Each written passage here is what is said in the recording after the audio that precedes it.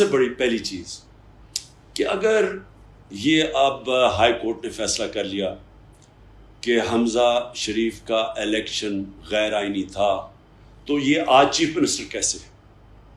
حمزہ شریف کیسے chief minister رہ سکتا ہے؟ کس قانون کے تحت؟ تو ہم یہ سپریم کورٹ میں جا رہے ہیں، اس کی کلیریفیکیشن لیں گے کہ یہ اب اگر حمزہ شریف ایک غیر آئینی چیف منسٹر جو بن گیا تھا، وہ آج بھی اگر چیف منسٹر ہے، تو سب سے پہلی بات یہ ہے کہ یہ الیکشن جو ہائی کورٹ نے کہا ہے کہ 24 گھنٹے میں ہوگا، پہلے تو اس کے ہوتے ہوئے وہ الیکشن فری اینڈ فیئر کیسے ہے؟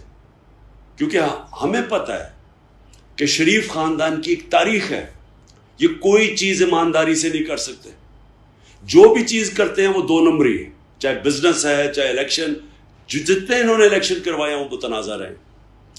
اب اگر اسی کے نیچے یہ سب سے بڑی پہلی چیز کہ اگر یہ اب ہائی کورٹ نے فیصلہ کر لیا کہ حمزہ شریف کا الیکشن غیر آئینی تھا، تو یہ آج چیف منسٹر کیسے ہے؟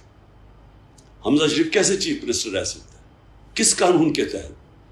تو ہم یہ سپریم کورٹ میں جا رہے ہیں، اس کی کلیریفیکیشن لیں گے کہ یہ اب اگر حمزہ شریف ایک غیر آئینی چیف منسٹر جو بن گیا تھا، وہ آج بھی اگر چیف منسٹر ہے، تو سب سے پہلی بات یہ ہے کہ یہ الیکشن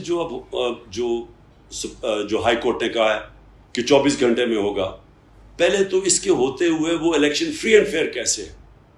کیونکہ ہمیں پتہ ہے کہ شریف خاندان کی ایک تاریخ ہے، یہ کوئی چیز ایمانداری سے نہیں کر سکتے، جو بھی چیز کرتے ہیں وہ دو نمبری ہے، چاہے بزنس ہے چاہے الیکشن، جتنے انہوں نے الیکشن کروائے ہیں وہ متنازع رہے۔ اب اگر اسی کے نیچے یہ